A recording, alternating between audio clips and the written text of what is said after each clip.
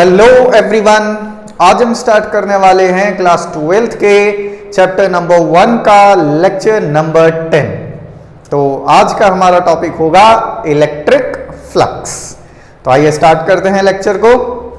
But electric flux को समझने से पहले हमें एक छोटा सा कॉन्सेप्ट और पढ़ना पड़ेगा, और वो कॉन्सेप्ट है एरिया वेक्टर। तो देखते हैं एरिया वेक्टर क्या होता है।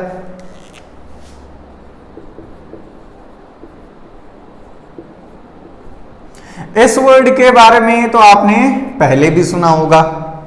एरिया तो हम काफी बार सुन चुके हैं छोटी क्लासेस में, और ये भी हमें पता है कि area is a scalar quantity. But हर एक प्लेनर एरिया के साथ एक पर्टिकुलर डायरेक्शन स्पेसिफाइड होती है, और उस डायरेक्शन के अलोंग जो वेक्टर होता है उसको हम बोलते हैं एरिया वेक्टर। तो आइए देखते हैं वो डायरेक्शन कौन सी होती है। एरिया वेक्टर को समझने के लिए हम दो सरफेस कंसिडर करेंगे। एक होगा प्लेनर सरफेस, इसको हम 2 डायमेंशनल सरफेस भी कह सकते हैं, और दूसरा है क्लोज्ड सरफेस, इसको 3 डायमेंशनल सरफेस भी कहा जा सकता है। तो पहले देखेंगे हम प्लेनर सरफेस। तो ये है एक प्लेनर सरफेस, और ये प्लेनर सरफेस जो है वो हम सामने से इसको नहीं देख रहे, हम इसका साइड व्यू देख रहे हैं। मतलब मान लो ये वो प्लेनर सरफेस है, ये वो प्लेनर सरफेस है, हम इसका साइड व्यू देख रहे हैं इस तरीके से। और हर एक प्लेनर सरफेस के साथ 2 डायरेक्शंस कनेक्टेड होती हैं जो उसके परपेंडिकुलर होती हैं। जैसे इस प्लेनर सरफेस के लिए एक तो ये डायरेक्शन है which is perpendicular to this surface, और एक ये डायरेक्शन है which is perpendicular to this surface. तो यहां अगर बात की जाए तो इसके परपेंडिकुलर 2 डायरेक्शंस होंगी, एक ये वाली डायरेक्शन होगी और एक ये वाली डायरेक्शंस होंगी, और इसी को हम बोलते हैं एरिया वेक्टर की डायरेक्शन। और एरिया वेक्टर के अलोंग एक यूनिट वेक्टर जो होता है, मान लेते हैं इस डायरेक्शन के अलोंग एक यूनिट वेक्टर हम कंसिडर करेंगे। इस यूनिट वेक्टर को इस तरीके से शो किया जाता है, ए कैप, या फिर कई बुक्स में इसको एन कैप से भी शो किया जाता है। अब बात करते हैं एक क्लोज्ड सरफेस की। क्लोज्ड सरफेस से मेरा मतलब है एक क्यूब की बात की जाए, ये है एक क्यूब, क्लोज्ड है ना, ये चारों तरफ से बंद सरफेस है। अब इसके 6 फेसेस हैं। इस फेस की बात की जाए तो इसके लिए भी जैसे यहां पे हमने देखा था 2 परपेंडिकुलर डायरेक्शंस हो सकती हैं, बट जो इनवर्ड डायरेक्शन होती है वो हम 3 डायमेंशनल सरफेसेस में कंसिडर नहीं करते। मतलब क्लोज्ड सरफेसेस के लिए सिर्फ आउटवर्ड जो नॉर्मल्स होते हैं, जो आउटवर्ड परपेंडिकुलर डायरेक्शंस होती हैं, सिर्फ वही कंसिडर होती हैं। तो इसके लिए एक ही एरिया वेक्टर होगा जो कि होगा इस तरफ। और अगर हम बॉटम सरफेस की बात करें तो इसके लिए जो एरिया वेक्टर होगा वो होगा डाउनवर्ड्स। अगर हम इस टॉप सरफेस की बात करें तो इसके लिए एरिया वेक्टर होगा अपवर्ड्स। साइड वाली सरफेस की बात करें जो राइट साइड है, उसके लिए जो एरिया वेक्टर होगा वो राइट साइड में होगा। अब बच गई 2 सरफेस, एक जो फ्रंट में है और एक जो बैक साइड है। फ्रंट वाली जो सरफेस है उसके लिए एरिया वेक्टर होगा outward, out of the plane of board, और जो बैक वाली जो सरफेस है उसके लिए एरिया वेक्टर होगा inwards, into the plane of the board. तो ये था area vector for planar surfaces and closed surfaces. Plane surface के लिए 2 डायरेक्शंस होती हैं एरिया वेक्टर की, और क्लोज्ड सरफेस के लिए सिर्फ एक डायरेक्शन होती है। मतलब क्लोज्ड सरफेस के किसी एक फेस की बात की जाए तो इनवर्ड डायरेक्शन कंसिडर नहीं होती, सिर्फ आउटवर्ड डायरेक्शन ही कंसिडर की जाती है। अब हम स्टार्ट करेंगे हमारा main topic, that is electric flux. पहले फ्लक्स वर्ड का मतलब समझ लेते हैं।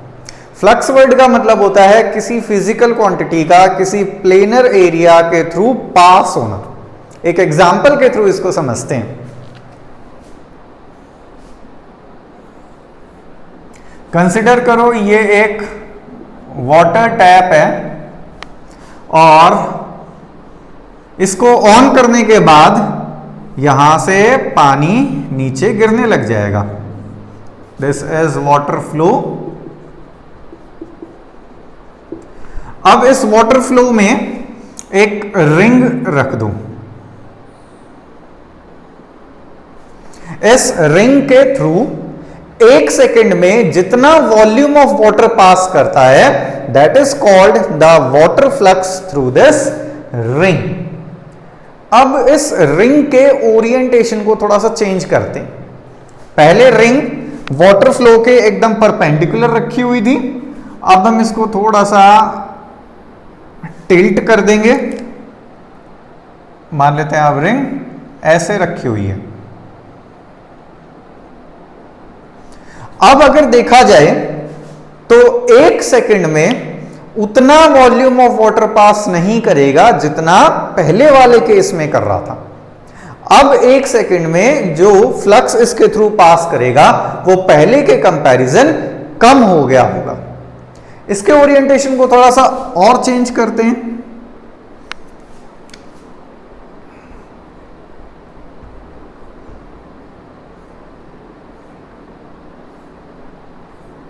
अब हम इसको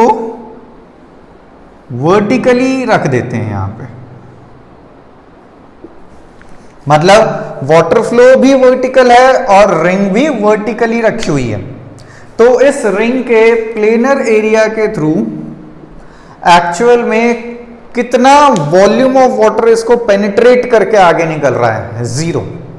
इसके प्लेनर एरिया के थ्रू अगर देखा जाए तो 1 सेकेंड में कितना वॉल्यूम ऑफ वाटर पास करेगा, 0। क्यों? क्योंकि वाटर भी वर्टिकली फ्लो कर रहा है और इसका प्लेनर एरिया भी वर्टिकल रखा हुआ है। तो वाटर एक्चुअल में पैरेलल फ्लो कर जाएगा, इसके प्लेनर एरिया के थ्रू पेनिट्रेट नहीं होगा। तो इस केस में फ्लक्स की वैल्यू होगी 0। तो इस एग्जांपल के थ्रू हमने क्या सीखा?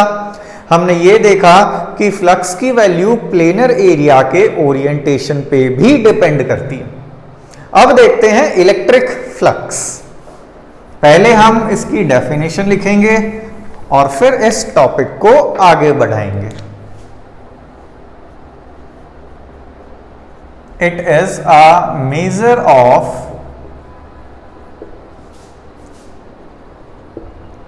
The number of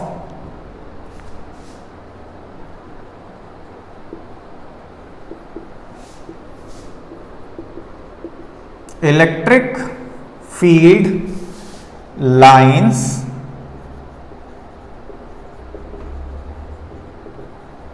penetrating a surface when it is held normal to electric field lines। Electric field lines को मैंने यहां पे EFL लिख दिया इन शॉर्ट। अब इस डेफिनेशन को एक एग्जाम्पल के थ्रू समझेंगे। सपोज करो कि एक पर्टिकुलर रीजन में हॉरिजॉन्टल इलेक्ट्रिक फील्ड है और उस रीजन में हमने एक प्लेनर एरिया रख दिया। हमने प्लेनर एरिया किस तरीके से रखा? इस तरीके से। मतलब उस प्लेनर एरिया को देखा जाए तो फील्ड लाइंस के बिल्कुल परपेंडिकुलरली रखा हुआ है। इस प्लेनर एरिया के थ्रू कितनी number of field lines actual में इस सरफेस को पेनिट्रेट करके आगे निकलती हैं, उसी को बोला जाता है electric flux through this surface. मान लेते हैं प्लेनर एरिया इस तरीके से हमने रख दिया। इस प्लेनर एरिया के थ्रू जितनी भी फील्ड लाइंस पास करेंगी उसी को हम कहेंगे इस सरफेस का इलेक्ट्रिक फ्लक्स। अब फॉर्मूले की बात करते हैं।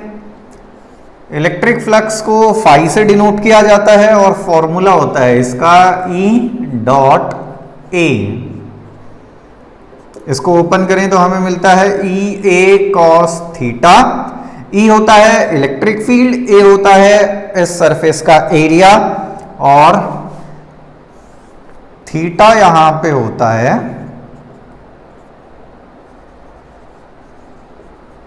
Angle between electric field lines and area vector. Theta यहां पे क्या है? फील्ड लाइंस और एरिया वेक्टर के बीच का एंगल। तो ये था इलेक्ट्रिक फ्लक्स का फॉर्मूला। अब देखते हैं इलेक्ट्रिक फ्लक्स की SI यूनिट। इलेक्ट्रिक फील्ड की SI यूनिट होती है न्यूटन पर कूलम, एरिया के लिए हो जाएगी मीटर स्क्वायर। तो इसकी यूनिट बन गई Newton per coulomb metre square. बात करते हैं अब कि ये एक स्केलर क्वांटिटी है या वेक्टर क्वांटिटी है। Electric flux is a scalar quantity. जैसा कि आपको फॉर्मूले से पता चल रहा होगा, फ्लक्स क्या है? दो वेक्टर्स का डॉट प्रोडक्ट है। तो दो वेक्टर्स का dot product is a scalar quantity. अब हम देखेंगे कि फ्लक्स का ये जो फॉर्मूला है, क्या ये फॉर्मूला सही है? हम अब कुछ एग्जाम्पल्स के थ्रू इस फॉर्मूले को जस्टिफाई करेंगे, चेक करेंगे कि क्या ये फॉर्मूला सही है या नहीं है।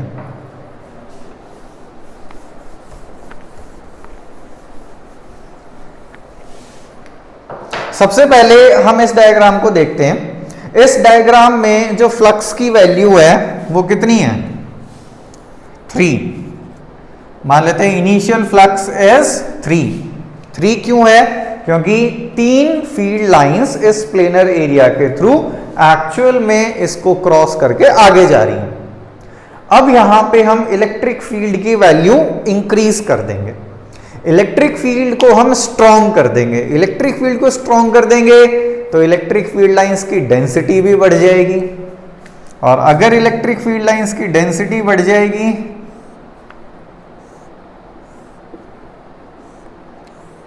तो इस प्लेनर एरिया के through number of field lines भी इंक्रीज हो जाएंगी। पहले इसके थ्रू कितनी फील्ड लाइंस पास कर रही थी? 3। अब इसके थ्रू कितनी फील्ड लाइंस पास कर रही है? 1 2 3 4 5 6 7। तो अब जो फ्लक्स की वैल्यू है वो कितनी है? 7। तो हमने यहां पे क्या देखा कि इलेक्ट्रिक फील्ड को अगर इंक्रीज कर दिया जाता है तो फ्लक्स की वैल्यू भी इंक्रीज हो जाती है, क्योंकि इलेक्ट्रिक फील्ड को इंक्रीज करेंगे तो डेंसिटी ऑफ फील्ड लाइंस बढ़ जाएगी, और डेंसिटी ऑफ फील्ड लाइंस बढ़ जाएगी तो पहले के कंपैरिजन अब ज्यादा फील्ड लाइंस उस प्लेनर एरिया में से पास करेंगी। तो हम ऐसा कह सकते हैं कि flux is directly proportional to the strength of electric field. अब बात करते हैं एरिया की। मान लो जो इलेक्ट्रिक फील्ड लाइंस में जो पहले जो एरिया रखा हुआ था वो ये था। अब हमने इसको रिप्लेस करके एक दूसरा प्लेनर एरिया रख दिया जिसका एरिया इससे ज्यादा है। तो अब अगर हम एरिया बढ़ा देंगे, जैसे समझ लो हमने एरिया बढ़ा दिया, तो नंबर ऑफ फील्ड लाइंस भी इंक्रीज हो जाएंगी इस प्लेनर एरिया के थ्रू। पहले कितनी थी? 7। अब ये वाली फील्ड लाइन भी इंक्लूड कर लेंगे हम फ्लक्स में, और इसको भी हम इंक्लूड कर लेंगे फ्लक्स में। तो अब कितनी फील्ड लाइंस हो गई? 9। तो flux is proportional to the area of the plane surface. Board पे आपको 3 डायग्राम्स दिख रहे हैं। तीनों डायग्राम्स में हम एरिया वेक्टर की डायरेक्शन स्पेसिफाई करेंगे पहले, और फिर हम देखेंगे कि तीनों केसेस में कितना कितना फ्लक्स पास करेगा। इस डायग्राम की बात करें तो एरिया वेक्टर की डायरेक्शन ये होगी, क्योंकि एरिया वेक्टर हमेशा प्लेनर एरिया के नॉर्मल डायरेक्शन में होता है, और क्योंकि ये 2 डायमेंशनल सरफेस है तो एक एरिया वेक्टर बैकवर्ड डायरेक्शन में भी होगा, मतलब इलेक्ट्रिक फील्ड के अपोजिट डायरेक्शन में भी होगा, बट उसको हम यहाँ पे प्रेफर नहीं करेंगे। इलेक्ट्रिक फील्ड की डायरेक्शन में जो एरिया वेक्टर होता है उसको प्रेफर किया जाता है। अब दूसरे केस की बात करते हैं। यहां पे हमने सरफेस को थोड़ा सा टिल्ट कर दिया, मतलब पहले सरफेस अगर ऐसा था, अब हमने उसको थोड़ा सा टिल्ट कर दिया, और थर्ड केस में हमने उसको और टिल्ट कर दिया और उसको बिल्कुल हमने फील्ड लाइंस के पैरेलल रख दिया। तो इस केस में जो एरिया वेक्टर की डायरेक्शन होगी वो कुछ इस तरफ होगी। मान लेते हैं एरिया वेक्टर फील्ड लाइन के साथ जो एंगल बना रहा है वो है 60 डिग्री। फॉर एग्जाम्पल मैं ऐसा मान लेता हूं कि एंगल 60 डिग्री है। यहां पे जो एरिया वेक्टर होगा वो होगा अपवर्ड डायरेक्शन में। अब देखते हैं कि इसके थ्रू कितना फ्लक्स पास कर रहा है। हम पहले फॉर्मूला यूज नहीं करेंगे, पहले हम वैसे ही अंदाजा लगा के देखते हैं। यहां से कितनी फील्ड लाइंस पास कर रही हैं, 1 2 3 4, तो यहां पे फ्लक्स कितना है 4। इसकी बात करें तो यहां पे कितनी फील्ड लाइंस पास कर रही हैं, 1 2, तो फ्लक्स पहले के कंपैरिजन कम हो गया। और इसकी बात करें तो इसके सरफेस को एक्चुअल में फील्ड लाइंस पेनिट्रेट नहीं कर रही, तो इसके थ्रू कितना फ्लक्स पास करेगा, 0। अब यूज करते हैं फॉर्मूले को। फॉर्मूला ये था हमारा E डॉट ए, इसको ओपन करें तो हमें मिलता था ई ए कॉस थीटा। इन दोनों फैक्टर्स को तो हम जस्टिफाई कर चुके हैं कि फ्लक्स इलेक्ट्रिक फील्ड पे कैसे डिपेंड कर रहा है और एरिया पे कैसे डिपेंड कर रहा है। अब हम देखेंगे कि फ्लक्स जो है वो थीटा पे किस तरीके से डिपेंड करता है। तो अगर यहां देखा जाए तो थीटा की वैल्यू है 0। थीटा क्या बताया था मैंने, it is the angle between the area vector and the field lines. तो यहां पे दोनों ही सेम डायरेक्शन में है, तो थीटा की वैल्यू हो जाएगी 0। फॉर्मूले में रखते हैं जरा इसको, ई A cos 0 and cos 0 is 1, तो हमें फाइनली मिल जाएगा ई ए। दूसरे डायग्राम की बात करते हैं। यहां पे थीटा की जो वैल्यू है वो है 60 डिग्री। एरिया वेक्टर और फील्ड लाइंस के बीच में एंगल दे रखा है 60 डिग्री, तो यहां पे फ्लक्स कितना होगा, E A cos 60 and cos 60 is half, तो इलेक्ट्रिक फ्लक्स की वैल्यू हो गई ई ए बाय 2। जैसा हमने पहले देखा था, पहले 4 फील्ड लाइंस पास कर रही थी तो अब 2 कर रही हैं। फॉर्मूले के हिसाब से भी हमने देखा कि पहले फ्लक्स ई ए था और अब जो फ्लक्स है वो है ई ए अपॉन 2, मतलब पहले के कंपैरिजन में फ्लक्स जो है वो हाफ हो चुका, आधा हो गया। लास्ट केस में बात करते हैं। यहां पे जो एंगल बनेगा वो बनेगा 90 डिग्री, क्योंकि एरिया वेक्टर और फील्ड लाइंस एक दूसरे के परपेंडिकुलर है। फ्लक्स का फॉर्मूला अगर हम यूज करें, cos 90 की वैल्यू होती है 0 और फ्लक्स हमें मिल गया 0। तो इस तरीके से हमने देखा कि cos थीटा भी इस फॉर्मूले में अपनी सही जगह पे है, मतलब फ्लक्स जो है वो E पे किस तरीके से डिपेंड कर रहा है, A पे किस तरीके से डिपेंड कर रहा है और cos थीटा पे किस तरीके से डिपेंड कर रहा है। तीनों चीजों को हमने जस्टिफाई कर लिया। और अब बारी है कुछ न्यूमेरिकल्स करने की, कुछ क्वेश्चंस हम करेंगे। अब let's start with question number 1। पहला क्वेश्चन कहता है, a hemispherical body is placed in a uniform electric field E. What is the flux linked with the curved surface in the following 3 cases? यहां पे 3 case दे रखे हैं और तीनों cases में कर्व्ड सरफेस के थ्रू जो फ्लक्स लिंक्ड है वो हमें बताना है। पहले केस की अगर हम बात करें तो जितना फ्लक्स एंटर कर रहा है कर्व्ड सरफेस में उतना फ्लक्स यहां से निकल भी रहा है, तो नेट फ्लक्स हो जाएगा 0। दूसरे केस की अगर बात करें यहां हम फॉर्मूले का यूज करेंगे E डॉट ए, इसको ओपन करें तो यह आता है ई ए कॉस थीटा। देखो कर्व्ड सरफेस के थ्रू जितना फ्लक्स निकल रहा है एक्चुअल में वो किसके बराबर है, क्रॉस सेक्शन के थ्रू जितना फ्लक्स एंटर कर रहा है। ये दोनों चीजें बराबर हैं, क्रॉस सेक्शन में जितना फ्लक्स एंटर कर रहा है और कर्व्ड सरफेस के थ्रू जितना फ्लक्स निकल रहा है, दोनों चीजें एक्चुअल में इक्वल हैं। तो हम क्रॉस सेक्शन के थ्रू कितना फ्लक्स एंटर कर रहा है ये निकाल लेते हैं।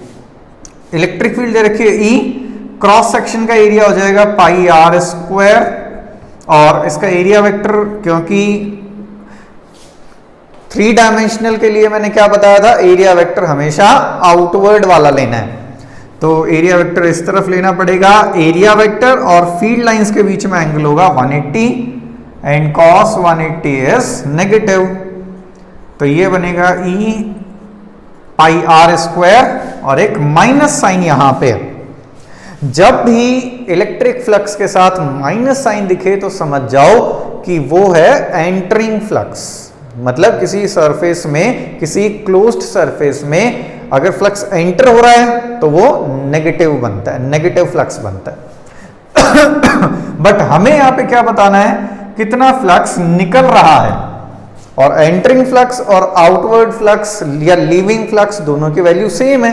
तो हम यहां पे लीविंग फ्लक्स के लिए लिखेंगे E into pi are square, हम माइनस साइन नहीं लगाएंगे क्योंकि अगर फ्लक्स पॉजिटिव होता है इसका मतलब that is leaving the surface. Third case की अगर हम बात करें, यहां पे भी हम फॉर्मूले के अकॉर्डिंग चलेंगे। इलेक्ट्रिक फील्ड कितना है E, और कर्व्ड सरफेस का एरिया कितना हो जाएगा 2 पाई आर स्क्वायर।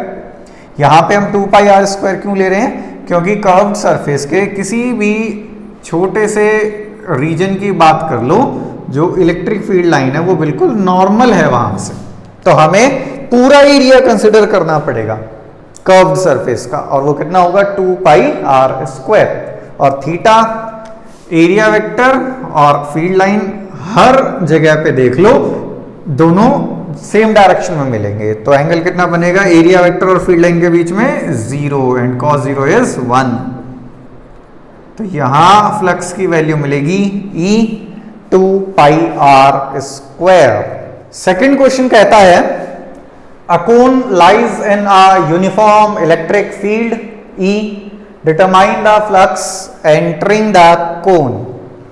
इस वर्ड को थोड़ा सा ध्यान में रखना, एंटरिंग द कोन, यहां पे ये नहीं पूछा जा रहा what is the flux linked with the cone. अगर क्वेश्चन होता लिंक्ड विद द कोन तो आंसर होता 0, जैसे हमने पिछले वाले केस में देखा था, जितना फ्लक्स एंटर कर रहा है उतना ही फ्लक्स बाहर निकल रहा है।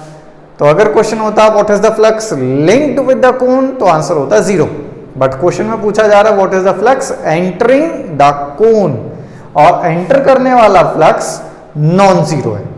तो देखते हैं कितना फ्लक्स एंटर हो रहा है। तो फ्लक्स के लिए हम फॉर्मूला यूज करेंगे E dot A, electric field E दे रखी है क्वेश्चन में, एरिया। अब बात करते हैं एरिया की। तो अगर इलेक्ट्रिक फील्ड की डायरेक्शन में खड़े होके देखते हैं तो हमें ये दिखेगा कि जो इलेक्ट्रिक फील्ड है वो एक ट्रायंगुलर रीजन में एंटर कर रही है, और उस ट्रायंगुलर रीजन का जो एरिया होगा वो हमें पता लगाना है। तो उस ट्रायंगुलर रीजन का एरिया हम ऐसे पता लगा सकते हैं। हाइट तो h दे रखी है और ये जो डिस्टेंस है ये r है, तो अगर इसके एक पोर्शन का एरिया निकाला जाए तो वो कितना होगा, हाफ बेस इंटू हाइट, और दोनों पोर्शन का एरिया टोटल कितना हो जाएगा, इसका 2 टाइम्स वो हो जाएगा HR। तो एरिया हमें मिल गया HR। अब बात करते हैं एंगल की। तो जो एरिया है उस एरिया का जो नॉर्मल होगा वो बाहर की तरफ होगा, और फील्ड लाइंस ऐसे जा रही हैं, तो दोनों के बीच में एंगल होगा 180 एंड cos 180 इज -1। तो फाइनल आंसर हमारा आएगा -EHR। बट जो आंसर तुम लिखोगे वो लिखोगे EHR, क्योंकि माइनस का सीधा सीधा मतलब क्या होता है, फ्लक्स नेगेटिव होता है तो इसका मतलब होता है कि वो फ्लक्स किसी क्लोज्ड सरफेस में एंटर कर रहा है। और क्वेश्चन में पूछा जा रहा है what is the flux entering the कोन, मतलब ये चीज पहले ही उसने बता दी कि एंटर करने वाला फ्लक्स बताओ कि कितना फ्लक्स एंटर हो रहा होगा, तो हमें सिर्फ मैग्नीट्यूड बताना है। तो हमारा फाइनल आंसर होगा EHR। अब देखते हैं third question, calculate the total electric flux through the paraboloidal surface due to electric field E। अब हमें इस पैराबोलॉइडल सरफेस के थ्रू कितना फ्लक्स पास कर रहा है वो बताना है। तो देखते हैं कि वो कितना होगा। पैराबोलॉइडल सरफेस के थ्रू उतना ही फ्लक्स पास करेगा जितना इस क्रॉस सेक्शनल सरफेस के थ्रू एंटर होगा। तो हम पहले ये निकाल लेते हैं कि इस क्रॉस सेक्शनल सरफेस के थ्रू कितना फ्लक्स एंटर होगा, तो हमें पैराबोलॉइडल सरफेस के थ्रू निकलने वाला फ्लक्स मिल जाएगा। तो हम फ्लक्स का फॉर्मूला यूज करेंगे E.A, इलेक्ट्रिक फील्ड हमें E दे रखी है, इसका एरिया हो जाएगा पाई आर स्क्वायर और इसका एरिया वेक्टर होगा बाहर की तरफ, बट इलेक्ट्रिक फील्ड लाइंस उधर हैं तो एंगल बनेगा 180 एंड cos 180 इज माइनस। तो आंसर आया E पाई आर स्क्वायर और एक माइनस साइन भी हमें मिला। माइनस साइन का सीधा सीधा मतलब मैंने क्या बताया था, अगर किसी 3 डायमेंशनल सरफेस में फ्लक्स एंटर कर रहा हो तो वो नेगेटिव फ्लक्स होता है, बट हमसे पूछा जा रहा है पैराबोलॉइडल सरफेस में कितना निकल रहा है, तो जितना एंटर कर रहा है उतना ही निकल रहा होगा, बट निकलने वाले फ्लक्स को हम पॉजिटिव लिखते हैं। तो flux leaving the surface is E into pi are square. अब यहां पे जो फ्लक्स है वो जीरो क्यों नहीं हुआ ये देखते हैं। अगर क्वेश्चन पूछता what is the total flux linked with the surface, जो भी ये डायग्राम तुम्हें दिख रहा है इसके थ्रू टोटल फ्लक्स कितना होगा, तो आंसर होता जीरो, क्योंकि जितना एंटर हो रहा है उतना ही निकल रहा है। बट हमसे ये पूछा जा रहा है कि पैराबोलॉइडल सरफेस से कितना निकल रहा है, तो फाइनल आंसर जीरो नहीं होगा, फाइनल आंसर होगा E into pi are square. अब बात करते हैं क्वेश्चन नंबर 4 की।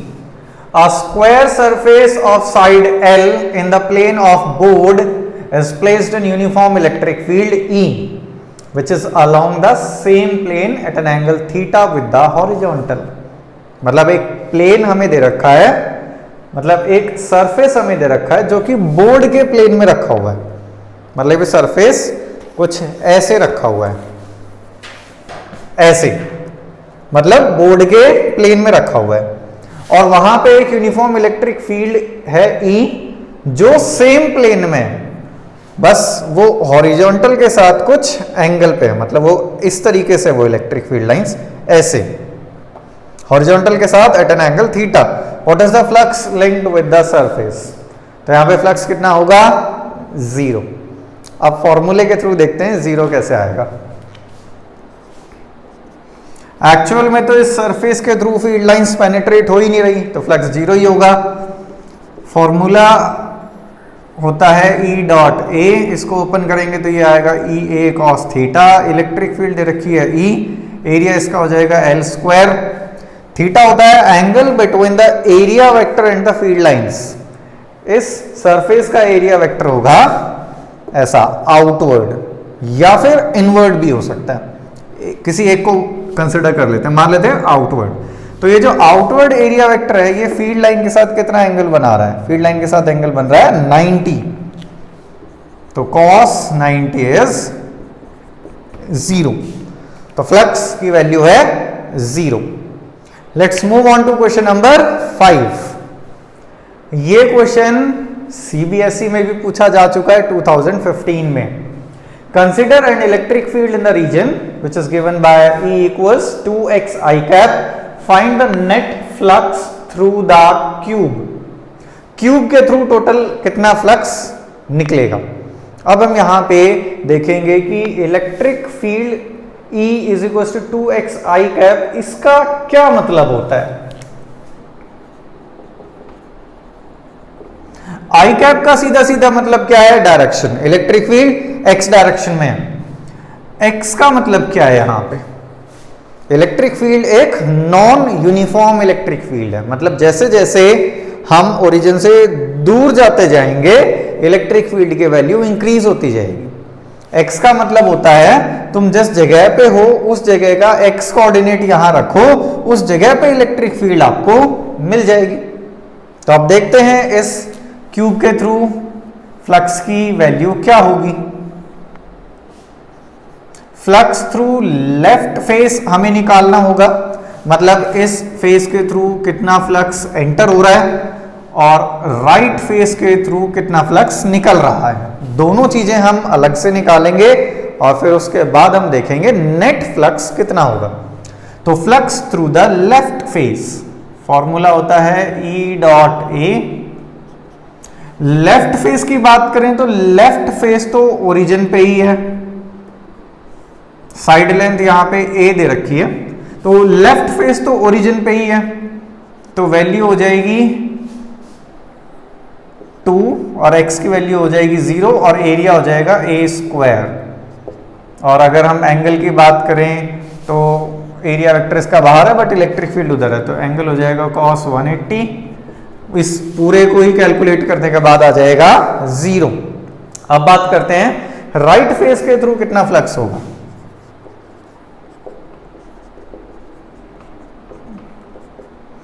इस लोकेशन पे इलेक्ट्रिक फील्ड की वैल्यू देखते हैं पहले, क्योंकि ओरिजिन से ये जो फेस है ये कितनी दूरी पे है? ये a डिस्टेंस पे, तो वहां इलेक्ट्रिक फील्ड की वैल्यू होगी 2 और x की वैल्यू हो जाएगी a और इसका एरिया हो गया a स्क्वायर।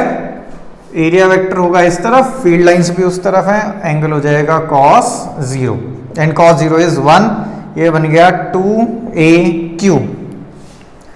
बाकी फेसेस के थ्रू फ्लक्स की वैल्यू होगी 0। क्यों?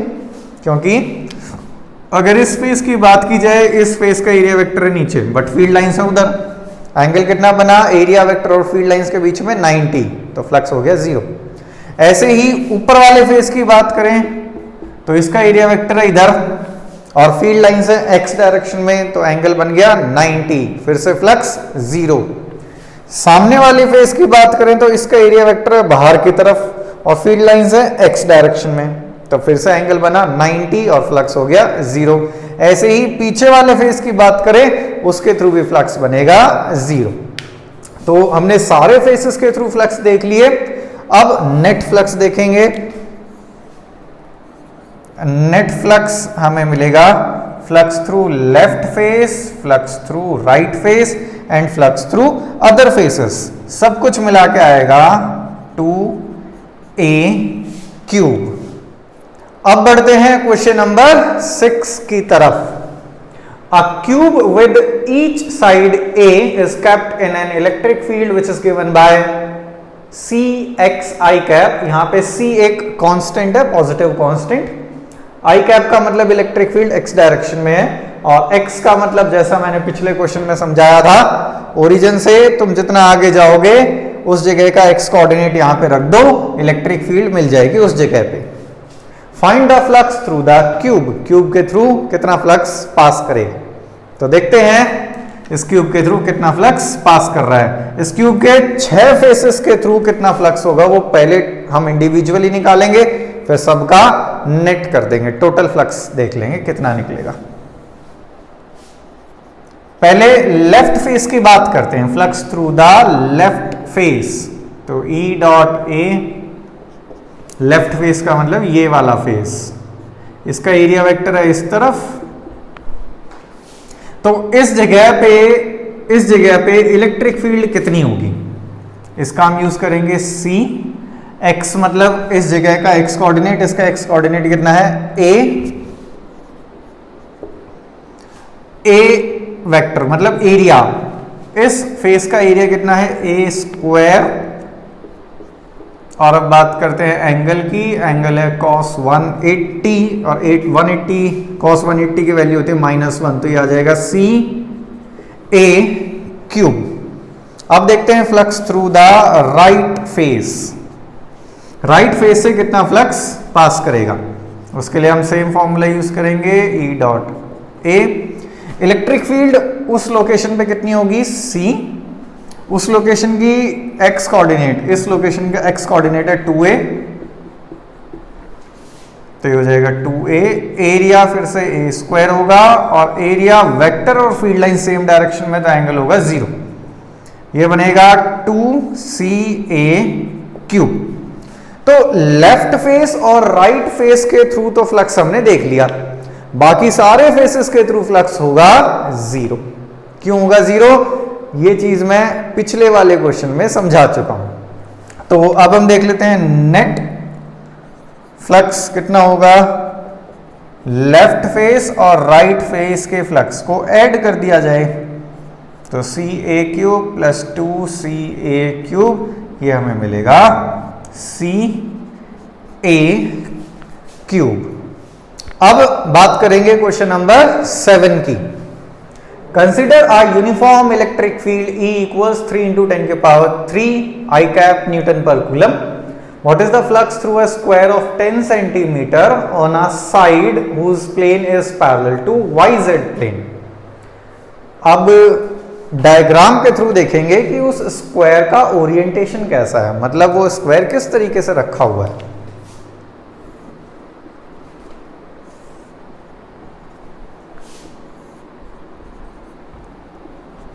ये है XYZ एक्सिस, और जो Y और Z के अलोंग जो प्लेन होता है वो ये वाला प्लेन है, इसको कहते हैं YZ प्लेन। अब फर्स्ट पार्ट में जो स्क्वायर रखा हुआ है वो YZ प्लेन के पैरेलल रखा हुआ है, मतलब जो स्क्वायर है वो भी इसी तरीके से रखा हुआ है। तो हम डायग्राम के थ्रू उसको समझते हैं। ये जो स्क्वायर है वो YZ प्लेन में रखा हुआ है, तो इसका एरिया वेक्टर इस तरफ होगा। एरिया वेक्टर तो इस तरफ भी हो सकता है, बट हम कौन सा प्रेफर करते हैं, जो इलेक्ट्रिक फील्ड की डायरेक्शन में हो, और इलेक्ट्रिक फील्ड एक्स डायरेक्शन में है। तो फर्स्ट पार्ट का आंसर हम इस फॉर्मूले से निकालेंगे, E dot A. Electric field है 3 × 10⁻³ एरिया, इस स्क्वायर का एरिया हम इसकी साइड से निकाल लेंगे। इसकी साइड है 10 सेंटीमीटर। 10 सेंटीमीटर को पहले मीटर में कर लो, तो मीटर में ये हो जाएगा 10⁻⁻1 मीटर। अब इसका स्क्वायर कर देते हैं, तो इसका स्क्वायर हो जाएगा 10⁻⁻2। और अब एंगल की बात करते हैं। एरिया वेक्टर और इलेक्ट्रिक फील्ड सेम डायरेक्शन में है, तो एंगल हो जाएगा 0। और इसको सॉल्व करने के बाद आएगा 3 × 10⁻1, या ये कह लो 30 newton per coulomb metre square. Second part में जो सेम स्क्वायर है, अब उसको कुछ इस तरीके से टिल्ट किया गया कि उस स्क्वायर का जो एरिया वेक्टर है वो एक्स एक्सिस के साथ 60 डिग्री एंगल बना ले। हमने सेम स्क्वायर को टिल्ट किया, और कितना टिल्ट किया कि उसका एरिया वेक्टर एक्स एक्सिस के साथ 60 डिग्री एंगल बनाएगा। तो देखते हैं अब डायग्राम क्या होगा।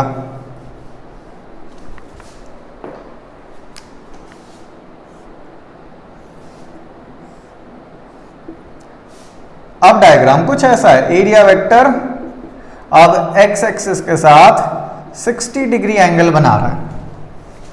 तो फ्लक्स का फॉर्मूला फिर से हम वही यूज करेंगे, ई डॉट ए। ई की वैल्यू है 3 × 10⁻3, एरिया है हमारे पास 10⁻⁻2, और एंगल अब बन जाएगा 60। cos 60 इज हाफ, तो आंसर आएगा 15 Newton per coulomb metre square. अब हम देखेंगे question number 8। Find the flux of electric field through each of the 5 faces in the given figure. ये जो फिगर हमें गिवन है, ये जो डायग्राम हमारे सामने है, इसमें 5 फेसेस हैं, 5 फेस हैं यहां पे। एक इधर वाली फेस, एक इस साइड वाली फेस, एक नीचे वाली फेस, ये तो 3 हो गई, एक इधर वाली फेस, और एक ये स्लैंट फेस। टोटल हो गई 5 फेसेस। हर एक के थ्रू फ्लक्स हमें फाइंड आउट करना है। तो सबसे पहले हम फ्लक्स फाइंड करेंगे through the face A B C A मतलब साइड वाली जो फेस है, साइड वाली फेस का जो एरिया वेक्टर होगा वो होगा इस तरफ, और इलेक्ट्रिक फील्ड है प्योरली एक्स डायरेक्शन में, तो एरिया वेक्टर और इलेक्ट्रिक फील्ड लाइंस के बीच में एंगल बनेगा 90, तो फ्लक्स कितना बनेगा 0। अब हम बात करेंगे flux through the face D E F D, मतलब हमने पहले ये फेस ली थी, अब इस फेस के बिल्कुल पैरेलल जो फेस है, मतलब दूसरी साइड जो फेस है उसकी बात करते हैं, उसका एरिया वेक्टर होगा इस तरफ, मतलब into the plane of the board, और इलेक्ट्रिक फील्ड लाइंस हैं एक्स एक्सिस के अलोंग, तो एरिया वेक्टर और फील्ड लाइंस के बीच में एंगल बनेगा फिर से 90 और फ्लक्स बन जाएगा 0। अब हम बात करेंगे बॉटम फेस की। बॉटम फेस है यहां पे B C F E B, मतलब बॉटम फेस। बॉटम फेस का एरिया वेक्टर बनेगा नीचे की तरफ, इलेक्ट्रिक फील्ड लाइंस एक्स के अलोंग, एंगल फिर से बनेगा 90 और फ्लक्स आएगा 0। अब हम बात करते हैं इस फेस की। ये फेस है A B E D A, इसके थ्रू तो कुछ ना कुछ फ्लक्स हमें मिलेगा, तो देखते हैं कितना फ्लक्स मिलेगा। फ्लक्स का फॉर्मूला होता है E dot A, electric field जो पास कर रही है उसको ई मान लेते हैं, इसका जो एरिया है, एरिया देखना है इसका, ये जो लेंथ है, ये लेंथ हमें दे रखी है ए के बराबर, ये लेंथ ए है, और ये एंगल क्वेश्चन में थीटा दिया हुआ है, तो ये लेंथ अगर ए है और ये एंगल थीटा है, तो समझ जाओ जो ये वाली लेंथ होगी ये होगी ए कॉस थीटा, और ये वाली लेंथ होगी वो होगी ए साइन थीटा। ये अगर ए है तो ये वाली लेंथ हमें मिलेगी a sine theta, so this is a sine theta. अब हम एरिया निकाल सकते हैं बहुत ही आसानी से।